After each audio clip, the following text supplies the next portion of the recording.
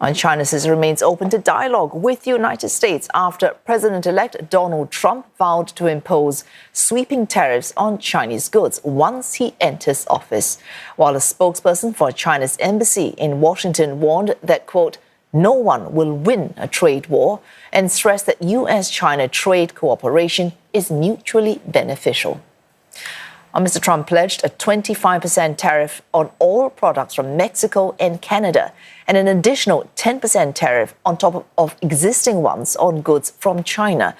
This is in response to concerns surrounding illegal drug trade and immigration. Mr. Trump has accused China of not making good on its promise to prevent fentanyl from entering the country. China is a major supplier of the chemicals needed to make the drug. Beijing has responded in its own defense, saying that China has always supported the U.S. in addressing fentanyl challenges. The Canadian dollar dropped to a 4-year low on the news, while the peso neared its weakest level since 2022.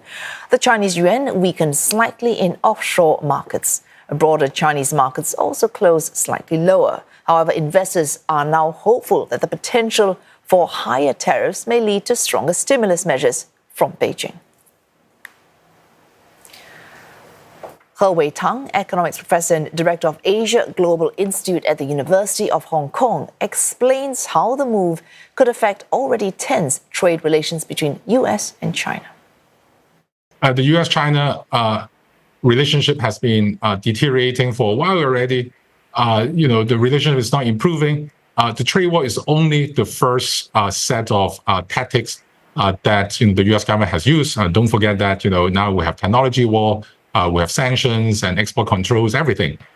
So we have to separate the discussion about the U.S.-China trade war and now the U.S.-Mexico and the U.S.-Canada trade war. Trump is very transparent. He said the reason why he imposed tariffs on his neighbors is because he doesn't want to see all these illegal immigrants coming from Mexico in particular, and also all this illegal trade, in particular drug trade, that is getting into the U.S.